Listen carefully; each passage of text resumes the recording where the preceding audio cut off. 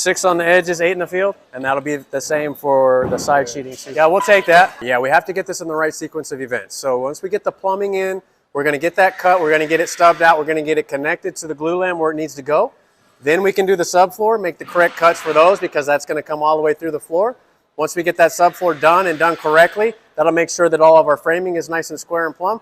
And then we're going to be able to go up top and we'll do the glue lambs up top. 2 2x4s like this, like that.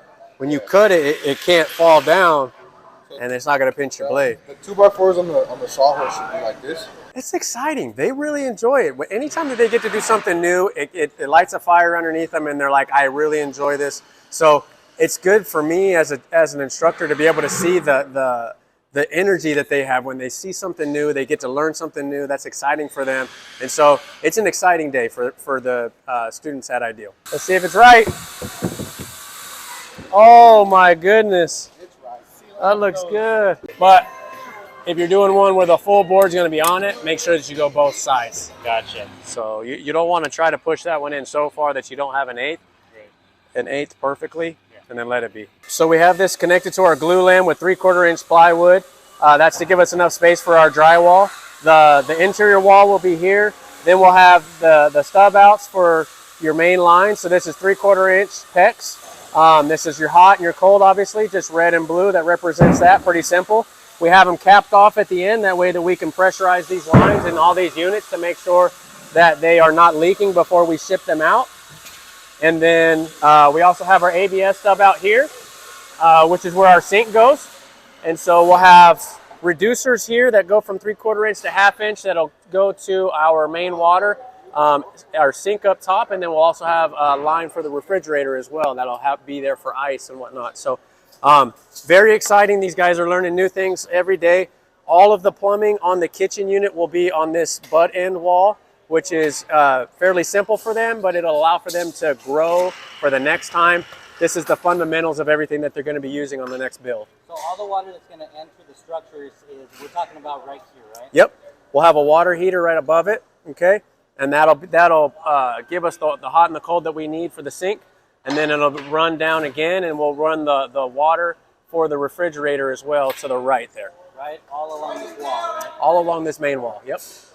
So we make sure that we give them their layout. Layout is their distances from the outside wall, where all of these need to go, and then the layout for the ABS as well, all the way down here. And that's very important because it needs to fit within the wall and the studs and all of these things. They all tie together, and if any of these things are wrong with the layout, either whether it's plumbing and or the studs themselves, they will have to go back and fix those, and that's very time consuming. So we want to make sure that they get the right information and that they do it right from the very beginning.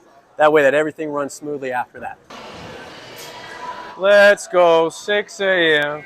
How we doing, guys? So do your 8 inches in the field and do your 6 inches on the edge so that it'll suck down, and then that glue will dry with it down where it's supposed to be instead of have it dry where that wood just kind of floating on it. It's important that when you put these down and that they're glued.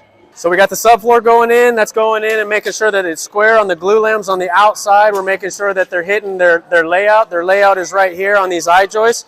So you can see that they've done a good layout here because this subfloor, this 3/4 inch sub, lands right in the middle of this eye joist, which is 2.5 inches. If this was to land here on the outside there, the integrity of this subfloor would be compromised. So we have to make sure that we land in the middle every time. That way we can run good lines here. They'll be running 6 and 8 in the field. So we make sure to make that the edges are 6 inches in between screws, and the field would be here on this line where it's not connected. This would be every 8 inches all the way down. And if it doesn't land right in the middle, right, then we're probably talking about a dangerous floor later on, right? Yeah, so it's going to creak, it's going to pull those screws out, and it's going to make sure that it's not going to bear that weight properly. So that's just going to pull up on this eye joist, and it's going to rip those screws out. So it's very important that they come in here and that it lands dead center in the middle of this layout on this eye joist. And that's going to make sure that you get no creaking, no movement. When you get on a floor and that glue underneath isn't right and this isn't landing in the middle, you can always hear it no matter what type of top flooring that you have on there, whether it be laminate or whether it be tile. Everything that you lay on top of here is gonna sound bad, and it's not going to be as structurally sound unless they have this glued and screwed 6 and 8, and this is laying on layout, dead center on those eye joists. Once you have all that, building from there up, everything else works really well. Yeah, so what I was teaching these guys, you can see that some of the glue had came out here and they came back in and they scraped all that off, and that's very important because in between putting these sheets down, that liquid nails is going to dry. You put the next sheet down and that's not going to allow it to lay flat, and then you're going to have a floor that's uneven, and you're going to see that when you come in and finish out your floor. So we want to make sure that that's completely cleaned up all the way down.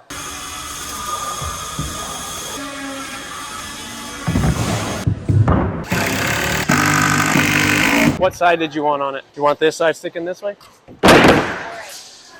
What are you measuring here? All right, is she? We're making sure that yes, she is taking that wood. She's taking, no, not your wood, that's your wood. Yeah, his. So I am measuring that the ends are the same width as the middle. So it's important when you come over here, you have a glue lamb that we've connected with the lag bolts. And so that this is nice and tight at the end. But when if you scan to the middle there on that glue lamb, so there isn't a glue lamb here in the middle. So it's important that our eye joists are the same width as that middle glue lamb. And then also that we have these bar clamps here. Until we get the sheeting down, we have to keep these bar clamps on.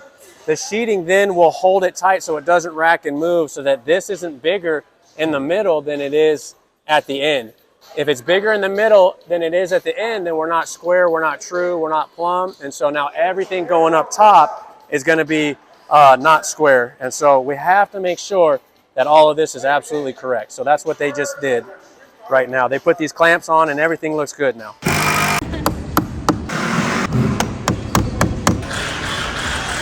That way you don't have extra glue sticking out and drying on you.